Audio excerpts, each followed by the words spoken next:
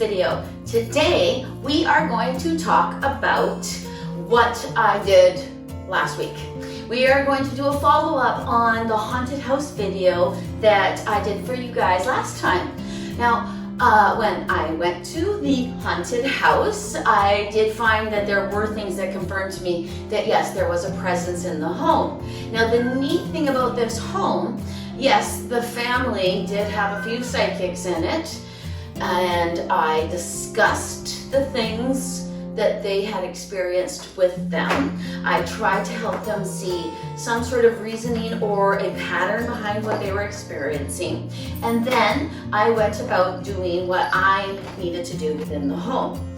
Now, what I found within the home, as I walked around laying down my salt, and as I asked the people who lived in the home about certain things that I was feeling, just to get confirmation on what I was feeling when it came to homes, because this house had welcome visitors as well as unwelcome visitors. The welcome visitors had quite possibly, and I know for sure, accidentally allowed the unwelcome visitor to come. Or the welcomed visitors actually brought the unwelcome visitor to the surface. That felt more like it. And when I went to eradicate the unwelcome visitor, I did so in a particular room of the home.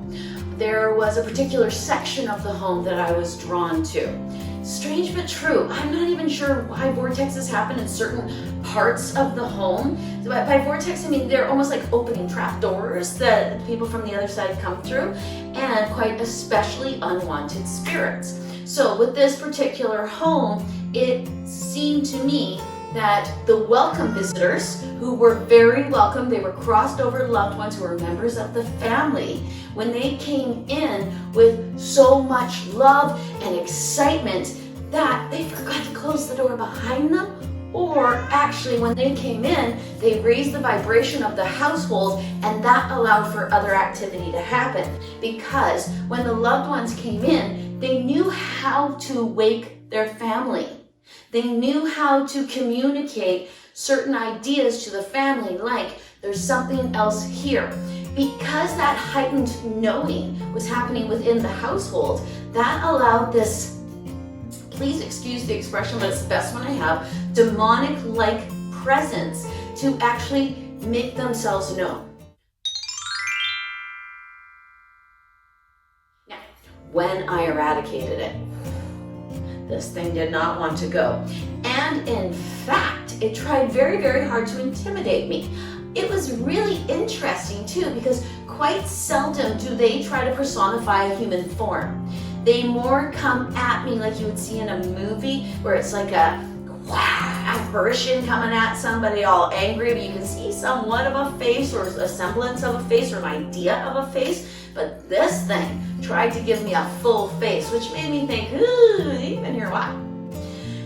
It had skin that looked like black leather. It looked like it was wearing a mask of skin that was coal-soaked, or I guess like creosote. You know when you burn a candle and you have that black burns film that will happen on things? That's what the face looked like. The nails were long. It was trying really hard to scare me. I wasn't scared. One, it was daylight. I knew why I was there, and I knew what it was. It did not really cause me any sort of fear, but boy, did it ever try to. In fact, it actually even tried to give me physical pain within my neck and back. It was pretty neat, like it was pressing down upon me. What I did was I called the angels to me. I called everything that I knew to be good and light. And I even asked the welcome visitors within the household to help me out a little bit here, and we could work together. I'm going to rely on them to make sure that that back door that they forgot to close behind them is always closed, and that they know who comes in rather than others come in without their knowledge.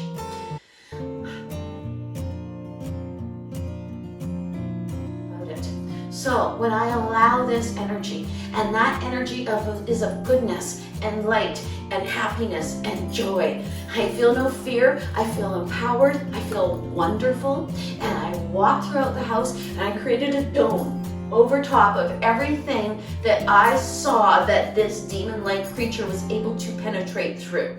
I created a massive dome blocking it out.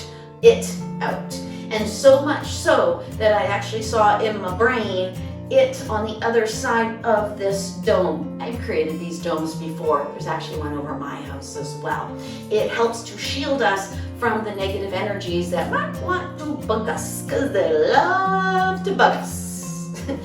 Okie dokie. Now, it's like a negative person. You have a negative person in your life, they love to try to make you feel as negative as they are, because that justifies their feelings a little bit and it feeds their negativity a tiny bit.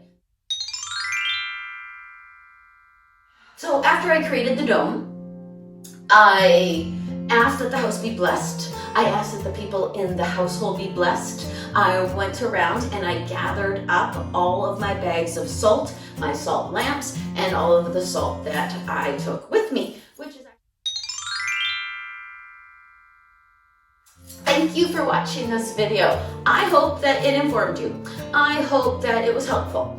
And if you have any questions, please let me know. I can be reached at trinityyogaandspiritualservices.com, trinityyogaandspiritualservices.com. I'm also on Instagram at Bobbi Rowntree, and I'm on Facebook at Bobbi Rowntree Spiritual Medium. I hope you have a great day. Namaste.